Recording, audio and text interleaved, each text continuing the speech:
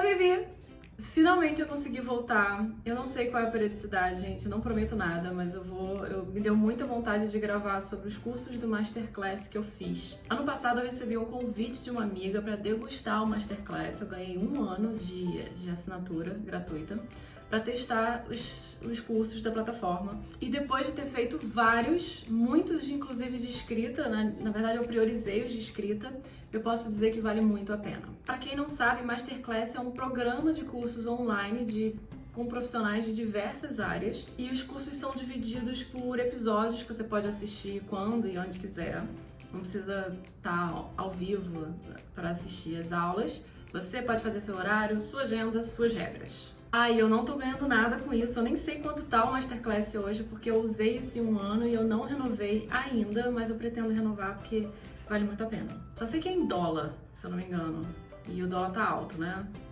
E se encaixa aqui com aquela minha série sobre a escrita que eu falei que eu vou fazer de vários livros, e até agora eu não consegui parar pra gravar os vídeos. Então, eu tô seguindo agora, gente. E é lógico que aqui eu não posso entregar todo o curso, tudo que eu vi, que eu escrevi, que eu anotei, porque afinal, né, direitos autorais do curso tem que pagar e eu posso ser processada por causa disso. Então eu vou só dar um resumo de alguns cursos só de escrita que eu fiz pra dar aquele gostinho, pra vocês quererem, né, entrar na plataforma também. Aí, Masterclass, eu mereço um desconto, hein? Pro primeiro vídeo eu escolhi a Masterclass do grandioso, do maravilhoso, do perfeito Neil Gaiman, como alguns chamam. Neil Gaiman é um dos meus autores favoritos. God bless him. E é sempre bom ouvir o que o Neil tem a dizer. Neil, sim, porque eu sou íntima. O curso do Neil Gaiman é separado em 19 capítulos, 19 episódios, vídeos. Eu acho que foi o maior que eu fiz do Masterclass até agora, eu não lembro muito bem, mas é grande. Foi o que ela disse. Para com isso, Viviane! Vamos ficar sério, vamos gravar vídeo de YouTube, tá bom? Voltei. O que eu senti nesse curso é que ele tem uma pegada muito mais filosófica do que os outros. É quase como se você estivesse batendo um papo com o Neil Gaiman, né? Sabe? Sentar ali numa lareira, maravilhoso, né? Tomando um chazinho em inglês e batendo papo com ele sobre escrita. Basicamente é isso. Ele fala sobre a carreira dele, como fez para desenvolver melhor a escrita, como você deve fazer para desenvolver melhor a escrita. Na verdade, ele não chega a direcionar nunca para você deve fazer isso, nunca. O Neil Gaiman não faz isso. Ele olha muito para si, ele conta a experiência dele, como que ele se disciplina, como que ele escreve as obras. E aí, com isso, ele quer inspirar você ou a fazer o mesmo, ou a seguir o seu caminho, enfim, testar o que é melhor pra você de acordo com o que ele falou. Ele tem aquele jeitinho meio lento de falar, sabe? Que, eu adoro. Ainda mais sendo em inglês com aquele sotaque. Tem gente que ficaria impaciente, mas eu bebo todas as palavras que ele fala, assim. Ao mesmo tempo que eu fico com aquela expectativa de tipo, como é que a frase vai terminar, sabe? Eu recebo com amor. Gente, só um paralelo aqui, eu tava voltando eu não sei, me engano se era de alguma feira literária na Europa ou se era férias, mas eu lembro que eu tava voltando de avião e eu resolvi escutar um audiolivro do Neil Gaiman, que na verdade não é nenhum dos audiolivros, nenhum dos livros dele, né? Era por trás, Behind the Cheap Seats, não, alguma coisa do Cheap Seats. Basicamente é um livro sobre várias coisas do Neil Gaiman, ele narrando, né? São artigos, coisas que ele escreveu, palestras que ele deu, aulas que ele já deu, enfim, sobre capítulos inteiros sobre alguns livros e entrevistas. Tem um capítulo só sobre o Terry Pratchett. Enfim, eu escutei esse audiolivro de não sei quantas horas, mas a Europa é um voo longo pro Brasil, né? Bem duradouro. Eu não dormia. Basicamente. Eu fiquei escutando praticamente o livro inteiro dele falando no meu ouvidinho, assim, eu deitada na poltrona do avião, assim, vai, Neil Gaiman, fale comigo. E eu me apaixonei, de verdade. Foi ali que eu descobri que eu estava apaixonada pelo Neil Gaiman. Concentração, vamos lá. Curso do Masterclass. Introdução. Aqui ele fala sobre ser, há alguns anos, professor das artes, de tradução literal. Ele dá aula acho que ele ainda dá aula, tá? Ainda, não sei, porque quando ele fez o curso, ele estava dando aula no Bard College. Eu não lembro se eu não lembro mais, eu não sei se ele dá mais essa aula, até porque ele tá na Nova Zelândia há um tempão, né? Enfim, aí ele fala mais um pouco dele.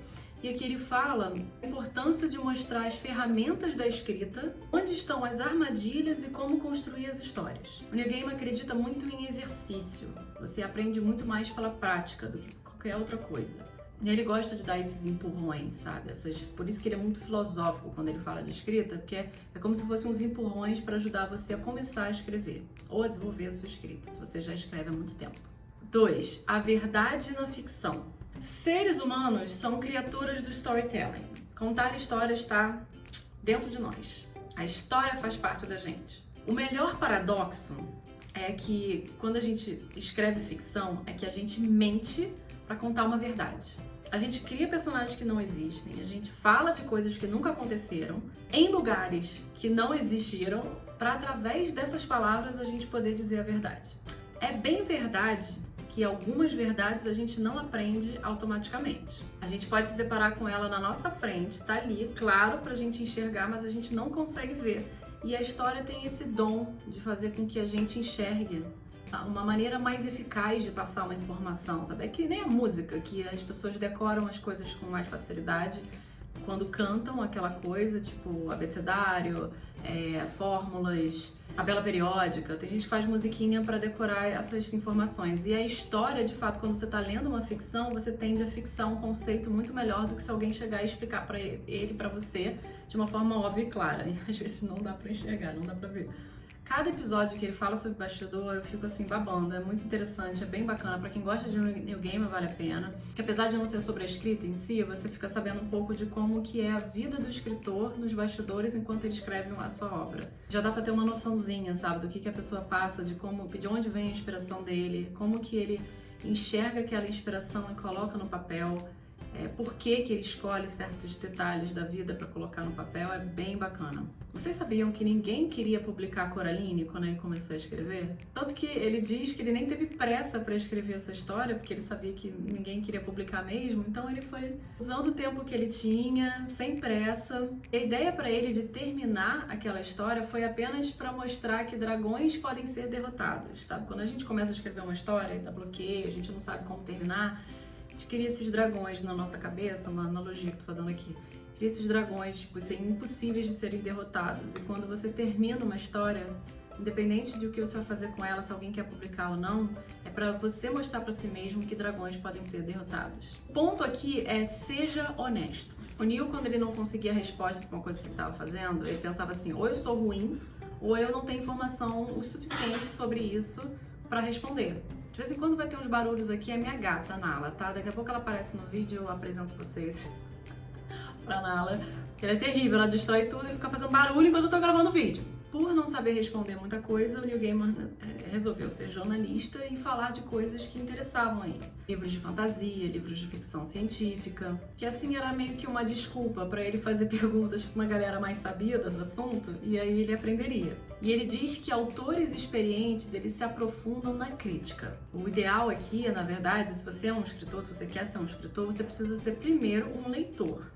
Quanto mais você lê, quanto mais você observa a escrita e critica, mais você se aprofunda na arte de escrever. Tem que ler livro de verdade, não pode ficar só no não gostei ou achei legal. Tem que saber se aprofundar a sua crítica em relação àquele mundo, aquele autor, aquela ideia, aquele conceito, a frase, a literatura e etc. Peraí, resumindo, você lê o livro como um criador de histórias e você está analisando a história de uma outra pessoa. 3. Fontes de inspiração. Nossa, eu falei que nem paulista agora, eu tô morando em inspiração.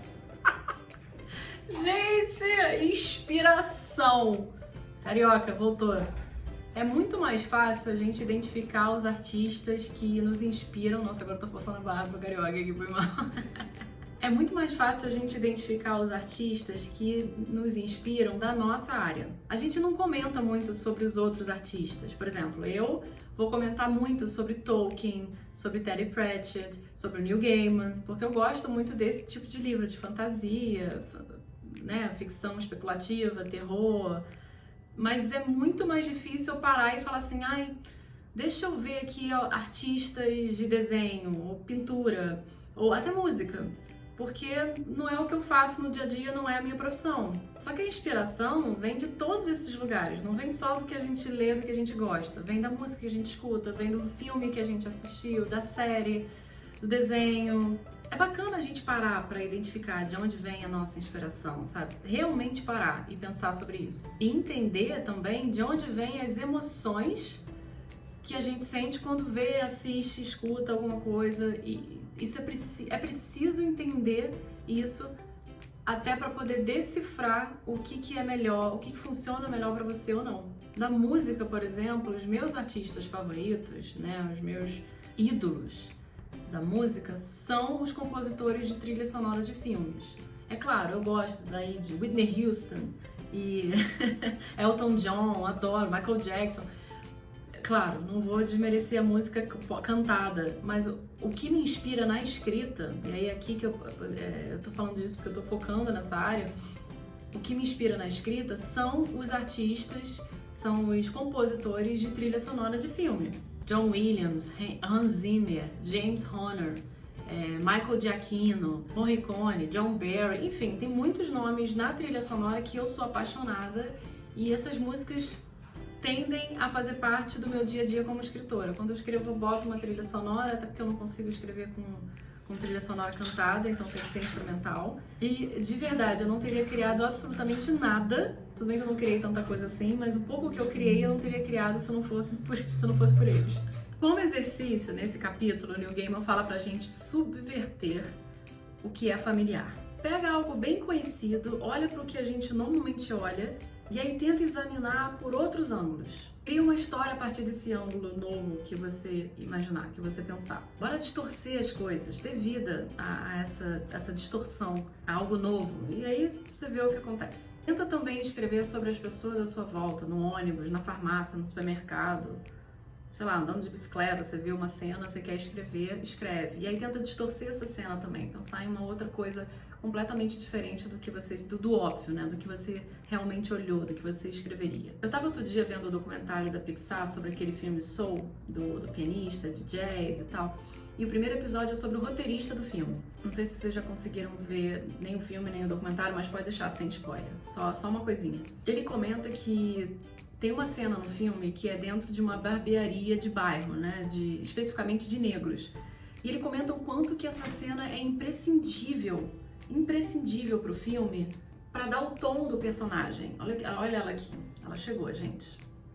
E foi essa cena, inclusive, que deu mais credibilidade pro personagem que mora num bairro em Nova York. Olha que coisa mais gostosa, ela me mordendo. Quer parar? Minha querida, eu tô trabalhando. É uma cena que dá credibilidade pro personagem negro que mora num bairro em Nova York. E ele falou assim, é imprescindível, essa cena tem que existir. E aí no documentário eles mostram, o roteirista, né, leva o cameraman pra uma barbearia de bairro e mostra, assim, o dia a dia de uma barbearia comum, mostra a conversa da galera e que é exatamente o que acontece no filme. A maneira como aquela cena é construída é espelhada na realidade. Essas cenas do cotidiano falam a verdade pro público. E é isso que a gente quer ouvir. E de onde vêm as ideias para escrever? Quando duas coisas se juntam, segundo Neil Gaiman. Pega um conceito que você escutou há muito tempo, e do nada você vê uma coisa hoje, e aí você junta essas duas coisas e vai lá. Você tem uma história. O importante é que pode acontecer com qualquer um, a qualquer momento. Cuidado, isso acontece mesmo. E quando isso acontecer, meus pêsames, desculpa, porque parabéns, você é um escritor, você não vai conseguir mais parar de pensar nisso a sua vida inteira. Esses foram os 3 primeiros episódios do curso, muito resumidamente, é claro, sobre cada coisa que o Neil Gaiman fala. Então se você curtiu, é só correr atrás aí do Masterclass. Eu não tenho desconto, eu não tenho cupom de desconto. O Masterclass não tá me pagando pra fazer esse vídeo. Eu só realmente gostei muito e achei que valia a pena divulgar e mostrar pra vocês. No próximo vídeo eu vou falar de mais episódios do curso até o final dos 19 vídeos que o Neil Gaiman gravou para este curso do Masterclass. Beijo! Fui!